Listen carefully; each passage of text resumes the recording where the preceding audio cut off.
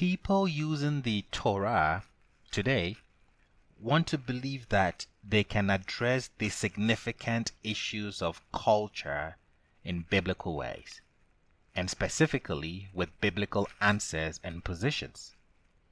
In our society today, as diverse and pluralistic as it is, we are faced with a multitude of issues, including abortion, genetics engineering, climate change, stem cell research, land exploitation, species extinction, immigration policies, capital punishment, euthanasia, and perhaps more pervasively, questions concerning rights and identity, that is, gender, sexuality, ethnic, racial, etc. We want the Bible to give us answers, but whatever answers might be embedded there, or whether there are any answers at all, can only be determined by having an informed understanding of the biblical text and by using a consistent methodology to arrive at our interpretation.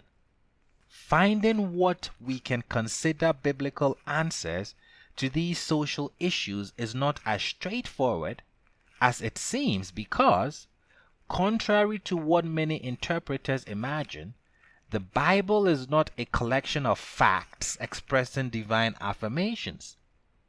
Though that is the popular view, we will contend, in contrast, that Scripture is not a body of information containing suggestions that are always valid in all places and times. There is no divinely inspired silver bullet to solve the complicated questions we face. We have too often looked to the Torah to construct legislation as if the Torah were intended to be legislation. I'll repeat that because I know it is shocking. We have too often looked to the Torah to construct legislation as if the Torah were intended to be legislation. If it was never intended as legislation, then that is the wrong approach.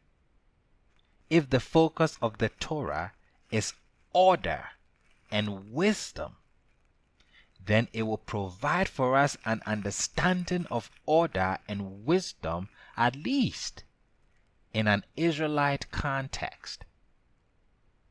Moses tells us in Deuteronomy chapters 4, verses 5 to 8, "See, I have imparted to you laws and rules, as Yah, my Elohim, has commanded me, for you to abide by in the land that you are about to enter and occupy."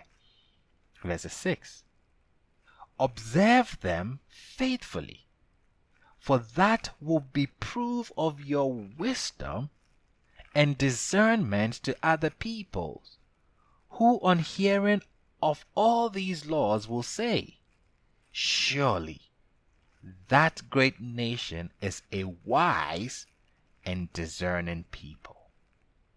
For what great nation is there that has an Elohim so close at hand as is Yah our Elohim, whenever we call upon him? Or what great nation has laws and rules as perfect as all this teaching that I set before you this day?" Notice, Moshe says, "This is your wisdom." If the focus of the Torah is order and wisdom, then it will provide for us an understanding of order and wisdom, at least in an Israelite context. We have too often looked to the Torah to construct legislation as if the Torah was intended to be legislation. "This is your wisdom," says Moshe.